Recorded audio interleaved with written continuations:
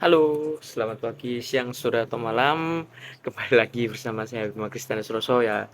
Hari ini melanjutkan video yang tadi keempat. Kita sekarang menuju ke pembelajaran bab 5, yaitu strategis of business relationship management. Itu. Jadi yang pertama itu manajemen hubungan bisnis pada dasarnya adalah tugas manajemen operatif yang ditujukan untuk menerapkan serangkaian aktivitas pemasaran tertentu. Perspektif strategi sendiri itu adalah keputusan ekonomi yang membedakan menjadi sangat penting bagi perusahaan dalam waktu dan konten, serta tujuan utama dari strategi kompetitif sendiri adalah untuk mencapai keunggulan kompetitif. Terdapat dua alternatif mendasar untuk mencapai keunggulan kompetitif, yaitu yang pertama, pemasok dapat menawarkan pelanggannya dengan harga murah. Yang kedua, solusi yang lebih baik untuk penyelesaian masalah. Porter menambahkan strategi ketiga, yaitu strategi ceruk pasar berdasarkan tingkat penetrasi. Strategi pemasaran dengan strategi bersaing merupakan dua hal yang berbeda. Menurut Kleinaltenkamp dan Flip tahun 2002, strategi pemasaran sendiri terdiri dari seluruh proses pemilihan dan penerapan instrumen pemasaran yang telah ditargetkan. Selain itu juga menyediakan kerangka kerja untuk semua tindakan yang berkaitan dengan manajemen hubungan bisnis yang bertujuan untuk membangun atau mempertahankan suatu hubungan bisnis. Kemudian, strategi in business relationship management as a test between competitive and marketing strategy. Keputusan strategis dalam manajemen hubungan bisnis tergantung pada manifestasinya. Ditempatkan di antara dua interpretasi strategi ini. Keputusan dalam rangka manajemen hubungan bisnis memberikan suatu kontribusi yang signifikan untuk mengejar berbagai pilihan mengenai strategi bersaing atau bahkan mengaktifkannya dari awal. Di sisi lain, keputusan terkait strategi bersaing berdampak pada penerapan manajemen hubungan bisnis sehingga mempengaruhi strategi pemasaran. Selanjutnya ada competitive advance in the context of business relationship management, yaitu manajemen hubungan bisnis berdasarkan hubungan bisnis, yaitu hubungan yang bukan pada transaksi yang terisolasi. Yang kedua itu individu pelanggan, di mana bukan pada pasar atau segmen pasar. Yang ketiga, jangka waktu, yaitu bukan pada titik waktu. Kemudian ada competitive advance index of business relationship management, ada kuadran pertama. Awal hubungan bisnis potensial kedua belah pihak berasumsi akan melakukan transaksi satu sama lain tanpa merencanakan hubungan bisnis. Terus yang kuadran kedua itu kasus sebaliknya akan menjadi hubungan bisnis yang direncanakan oleh kedua belah pihak. Dalam hal ini pelanggan serta pemasok mempertimbangkan tentang manfaat yang tidak didasarkan pada biaya manfaat dari suatu transaksi pada titik tertentu. Yang kuadran ketiga itu jika pelanggan menganggap hubungan pertukaran sebagai hubungan bisnis, tetapi pemasok lebih fokus pada transaksi, hanya pemeriksaan manfaat pelanggan yang tunduk pada perhitungan dinamis. Kemudian kuadran terakhir yaitu calon pelanggan berfokus pada keuntungan transaksi di awal hubungan bisnis. Namun pemasok sudah memikirkan hubungan bisnis jangka panjangnya.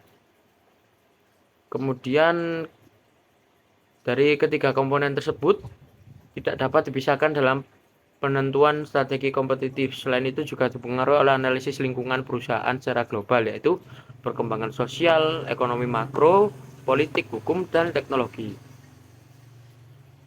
Kemudian ada reciprocal effects of business relationship with their environment. Selain fase di mana manajemen hubungan bisnis harus tampil berbeda, pertimbangan dari sudut pandang strategis mengenai efek timbal balik dari hubungan bisnis dengan lingkungan mereka memainkan peran khusus. Di sisi lain, lingkungan makro juga dapat menjadi faktor, misalnya perkembangan sosial, politik, ekonomi, atau teknologi. Hubungan timbal balik dengan lingkungan yang penting untuk menciptakan bisnis berkelanjutan dan jangka panjang. Selanjutnya ada dampak positif memiliki hubungan yang baik dengan lingkungan. Yang pertama itu mengenai reputasi perusahaan, di mana ketika kita memiliki hubungan baik dengan sekitar, maka dalam membangun sebuah usaha itu akan lancar karena didukung oleh semua pihak yang tertera di lingkungan tersebut. Kemudian ada kepatuhan terhadap regulasi di mana kita mematuhi peraturan yang ada dari masyarakat maupun dari pemerintah daerah. Terus ada efisiensi operasional, dan yang terakhir inovasi dan pengembangan produk. Kemudian ada manfaat dari strategic window bagi perusahaan. Yang pertama, menciptakan keunggulan kompetitif, mengeksploitasi situasi pasar secara spesifik, meluncurkan produk terbaru, meningkatkan produk yang ada, yaitu inovasi, serta meningkatkan pertumbuhan dan profitabilitas jangka panjang. Selanjutnya ada entering into business relationship not planned by the customer. Pada dasarnya, supplier ingin menjalin hubungan bisnis jangka panjang, sedangkan pelanggan hanya ingin berfokus pada transaksi tunggal. Hal ini dikarenakan pelanggan menghadapi ketidakpastian dalam keputusan pembelian produk atau layanan, terutama pada pembelian pertama, khusus berkaitan dengan kualitas dan harga penawaran. Serta pencarian terhadap suatu produk dapat dikurangi angka ketidakpastiannya dengan mencari informasi sebelum membuat keputusan pembelian. Kemudian ada beberapa informasi penting yang harus ada dalam penawaran oleh supplier. Yang pertama, spesifikasi produk, di mana kita merincikan semua spesifikasi yang kita sediakan untuk dijual kepada pelanggan, serta sertifikat kualitas, di mana sebagus apa produk kita, sertifikat atau garansi apa yang kita berikan kepada customer gitu. Penghitungan biaya manfaat, kemudian jaminan harga, apakah harganya affordable, ada harga darupa ataupun sebaliknya. Ya, yang terakhir informasi yang relevan, misal struktur organisasi, kontak person, dan alamat. Ya, itu beberapa informasi penting yang harus ada dalam penawaran oleh supplier. Kemudian dalam hal ini kepercayaan atau komitmen terhadap satu supplier terjadi secara perlahan karena pelanggan memiliki pandangan di awal akan menjalin hubungan bisnis setidaknya untuk jangka panjang. Kemudian pelanggan juga dapat mengurangi angka ketidakpastian dengan mencari informasi di awal sebelum menjalin hubungan bisnis dengan supplier. Serta pelanggan lebih fokus terhadap kualitas pengalaman dan kepercayaan karena seiring berjalannya durasi hubungan bisnis. Pembeli hanya akan memilih hubungan bisnis jika pemasok lebih mampu menyampaikan pengalaman dan kualitas kepercayaan dari hubungan bisnis potensial dengan bantuan pengganti informasi yang sesuai daripada pesaing. Ini setara dengan menyampaikan manfaat pelanggan dari perspektif yang dinamis. Terdapat dua pengganti informasi efektif. Yang pertama itu dapat disampaikan secara langsung, yaitu dapat berupa jaminan atau kontrak yang mengatur hubungan bisnis. Yang kedua itu secara tidak langsung dapat berupa harga, iklan terkait produk, merek, dan juga referensi berdasarkan kinerja. Pengganti informasi yang berlaku tersebut untuk beberapa layanan membantu mengurangi ketidakpastian yang disebabkan oleh kualitas kepercayaan. Oke, selanjutnya defending the business relationship in supplier marketing. Mempertahankan hubungan bisnis merupakan fase yang paling penting dalam hubungan bisnis. Terdapat dua dimensi yang harus diperhatikan, yaitu meningkatkan nilai pelanggan, meningkatkan biaya pemeliharaan, yaitu dua itu tadi. Kapan pelanggan menganggap hubungan bisnis itu berharga, dan faktor apa yang berkontribusi pada nilai. Faktor yang dapat meningkatkan nilai hubungan yaitu ada tiga: peningkatan penawaran inti, peningkatan proses pengadaan dan interaksi, serta peningkatan operasi pelanggan.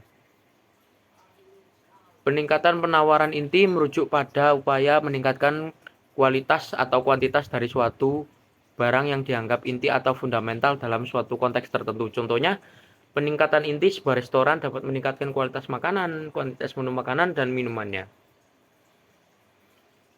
Kemudian peningkatan proses pengadaan dan interaksi merujuk pada upaya untuk meningkatkan efisiensi dan efektivitas dalam membeli atau mengakuisisi produk dan jasa.